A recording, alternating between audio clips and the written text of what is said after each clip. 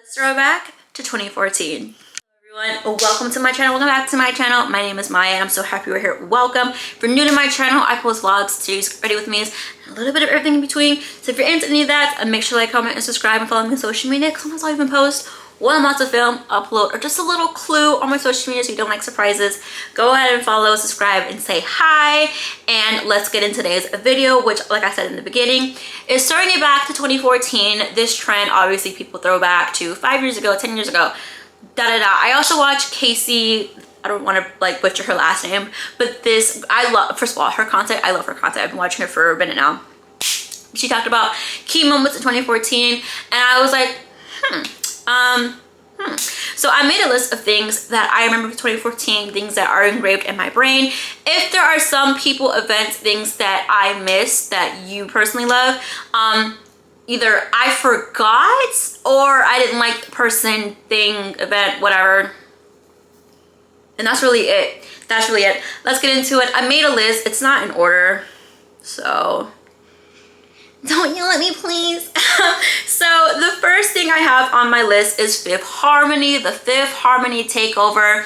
They were out of X Factor. Miss Moving On came out in 2014, but then we had Boss in 2014, which I feel like is when the GP was like, wait a minute, I hear something over those loud ass trumpets. Like, the fact that I had Boss as my alarm clock, straight up jail. Like, what the fuck? But they were promoting, they were performing everywhere. I feel like every day I would get on Tumblr or YouTube and it was a new Fifth Harmony performance, and they were basically promising an album at the end of 2014. We unfortunately, or fortunately, I guess, I don't know, we got the album in 2015, like early 2015, like I think January, February, but Fifth Harmony takeover started in 2014. Speaking of X Factor, Demi Lovato, 2 tours, Neon Lights, and the Demi tour. Also, they were in their collab era. They were collabing with Ollie Murs, The Vamps, Nick Jonas, which I made a conspiracy theory video about Demi and Nick's friendship if you want to watch that. Not really much about that, really. I mean, they were dyeing their hair every fucking color of the rainbow in 2014 as well. They also like shaved half of their head. Listen, and I'm not trying to be funny because I love Demi. I am surprised that it took them shaving their head for them to lose hair. Like, I was surprised. Like, if you know, you know. Then we have Love and Hip Hop Hollywood. Now, we already had Love and Hip Hop New York and Love and Hip Hop Atlanta. They decided to have another big city, Hollywood, which featured Lil Fizz, Omarion, Tierra Marie, Ray J, and I was tuned the fuck in, because as someone who always dreamed about living in LA, seeing LA to this day in film and entertainment, I was geeked and I was tuned in. At this point, I wasn't even watching Love and Hip Hop New York or Atlanta because I was like, it's the same shit every season, you know? It's the same person being like, you see me on billboards, and I'm like, I've seen you on SoundCloud, no tea, no shade, no pink lemonade, because the check is a check. But I was tuned the fuck in, even to like, cut to like 2 or 3 years later, I got the opportunity to be background for Love and Hip Hop Hollywood. You know, would I get paid for it? Did I get paid for it? That's a good question. It probably was just like exposure, whatever. Then we have Jelena drama. Oh my God. The Jelena drama. Back and forth with it. Are they together? Are they not? They're posting on Instagram, then they're deleting it, then they're fighting, then fans are off, da-da-da. Then we cut to late 2014, where Selena Gomez goes on Ryan Seacrest and basically premieres her song, The Heart Wants What It Wants, which of course is about the tumultuous relationship between her and Justin. Basically her being like, this is the end for 2 seconds while I promote the song. Came out with the EP. The music video was so pretty and beautiful. Like, at this point, I was a Selena Gomez, I wasn't a fan. I was just like, let me just see what the fuck she's talking about. I liked the music video. It was pretty. It really did showcase what was going on between her and Justin without telling too much. And speaking of Justin Bieber, the beginning of 2014, he was arrested in Miami.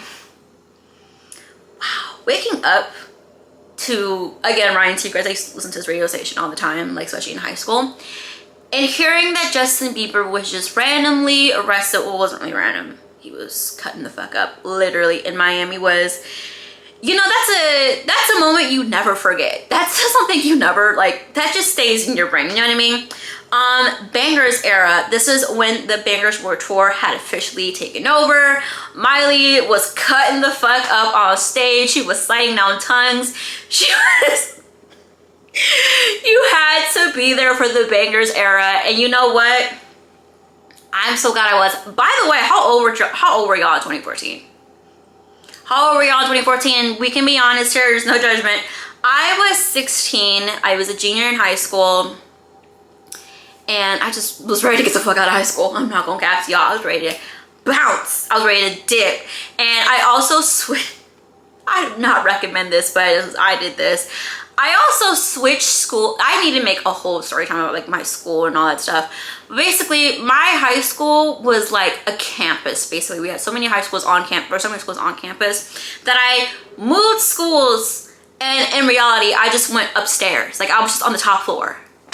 What?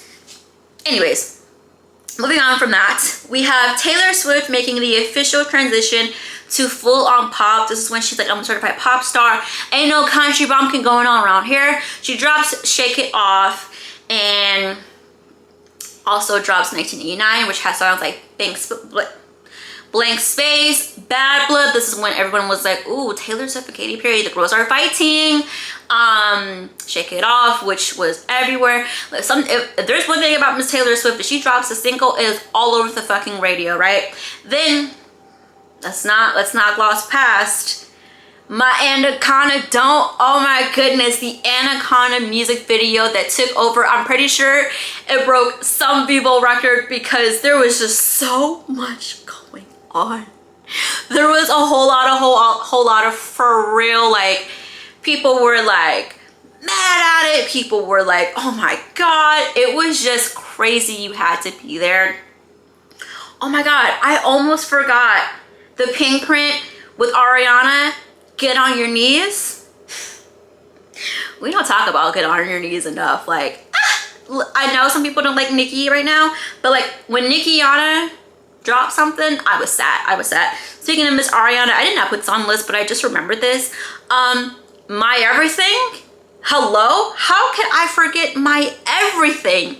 They had Problem, Break Your Heart Right Back, Break Your Heart Right Back. Oh my god, that was a banger.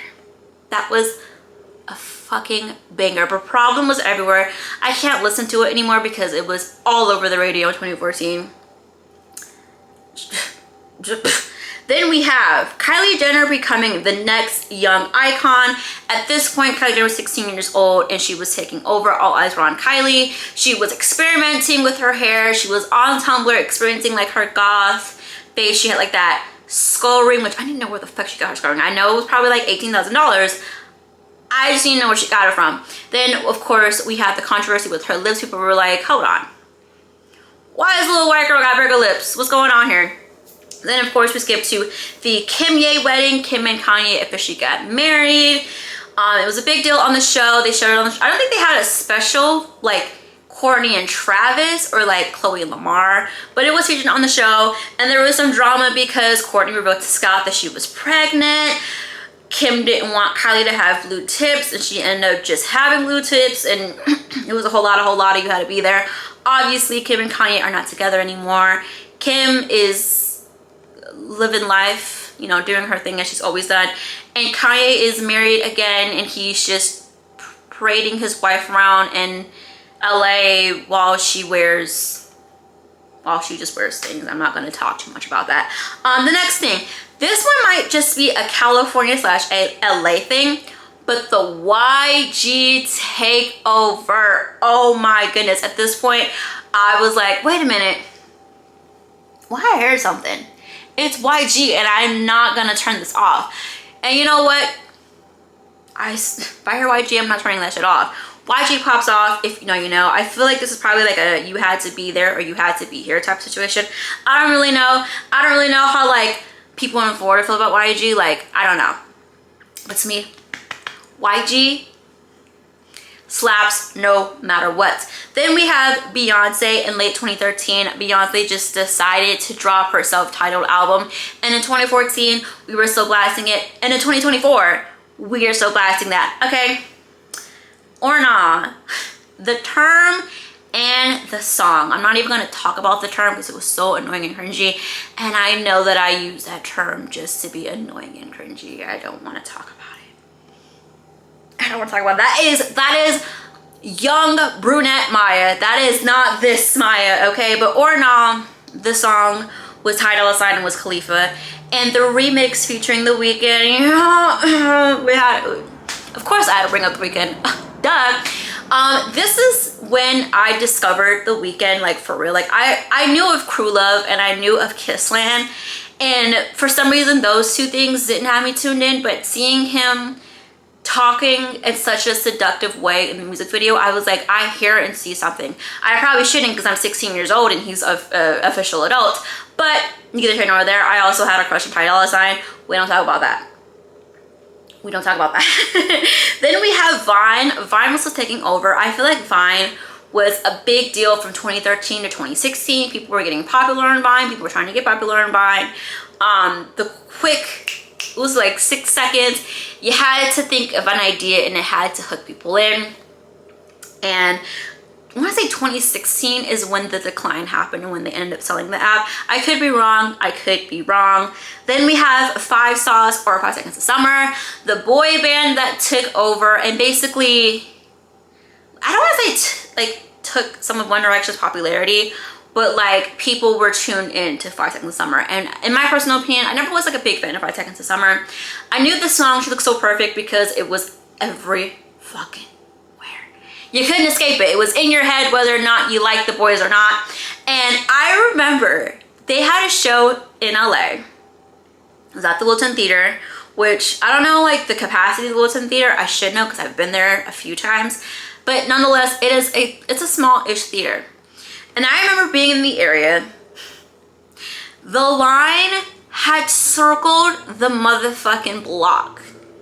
Okay, it was that insane. People were waiting and ready to jump up and down to these boys.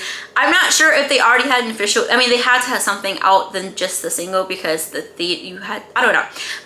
I don't know, but like nonetheless, 5 Seconds of Summer was taking over the fucking airways. Then we have Loyal, the song with Chris Brown, Lil Wayne, Tyga. People were tuned in. People loved the song. I also love the song. People loved the fashion, the dancing. It was also filmed at Universal, which, quick flex. But also around this point, while the song was taking over, people were listening to it. People were loving it because hello, Chris Brown, Tyga, and Lil Wayne. Also at this point, Chris Brown and Tyga were in like their collab era. They always had to collab with each other. It was revealed that Chris Brown had fathered a kid with someone that wasn't his girlfriend at the time, Karrueche Trans. People were like, you're singing about girls being loyal, but you're not loyal to your girlfriend? Suspicious. You know, next up, Ebola, the Ebola virus. That was all people could talk about in fall 2014. People were concerned. People were questioning if they had the flu or if they had Ebola. I remember I like went to the hospital and they had asked me like if I had traveled all the country, and I was like, girl, I'm 17. I ain't going nowhere, okay? But the Ebola virus was a big topic. People were scared. People were concerned. People were like, ooh, what's going on here? And it's kind of weird because, I mean, obviously I'm 26. I was not alive in the 80s and I was only alive for the last 3 years of the 90s. But it's mentioned on the TV show Friends. There's a part in the show, I don't remember what season, but the show premiered, like was on during like the late 90s, early 2000s. And there is a point where the character Chandler, and I swear to God, if I know this line word by word exactly, that's how you know I watched the show too fucking much. But am I complaining? No, I'm not. Chandler goes basically like, so the Ebola virus, that's gotta suck. That's gotta suck, huh?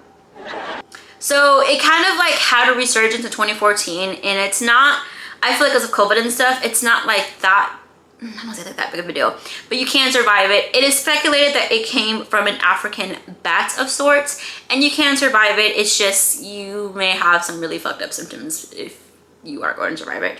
Then we had Selfiegate, the selfie that was everywhere with Ellen DeGeneres, Jennifer Lopez, Bradley Cooper, and pretty much the big names in Hollywood. People were stuck in traffic, taking a selfie. Doing the makeup, taking a selfie. Kim Kardashian also came out with like a selfie book. It was either 2014 or 2015. That's how big of a deal taking a selfie was, and the Chainsmokers had that annoying song, "Let Me Take a Selfie." It was just crazy. It was, if you did not take a selfie, you weren't there in 2014. Until this day, we still take selfies. I was literally taking selfies last night with my camera because I'm obsessed with her. Last but not least, Alex from Target. Oh my God, this pretty white boy working at Target, trying to get a check, just trying to get by, probably trying to save up for a cool pair of sneakers or a video game, was not trying to get famous from what I know, but he was working at Target, and this girl that he was so pretty, he was so fine. Oh my God, look at this pretty white boy ringing up my groceries at Target. Alex from Target then blew up. He was featured on Ellen, which I feel like if you were some type of internet famous, you were featured or talked about on Ellen. It was that big of a deal. There's not really like much of an update on Alex from Target. Like his social media and like man pages haven't been updated in a really long time. He's off the grid, which I feel like happens to people who get internet famous. Some people either continue doing what they're doing, you know, get big off of that, or they're just like, I didn't want this in the first place. I'm gonna just go back to what I was doing. But from what I read, he literally couldn't go back to school. One day you're working at Target and the next you're on DigiTour. Holy shit. But that is the end of this video. Alex from Target seals the deal with this one. I'll probably do a 2015 video next year because there was a lot going on in 2015. There was a whole lot going on in 2014 and 2013 too, but I did not talk about that. I talked a little bit about that on like my TikTok. But that is the end of this video. If you like this video, make sure to like, comment, and subscribe. Follow me on social media. Comment down your favorite moment in 2014. Like, what were you doing in 2014? How old were you in 2014?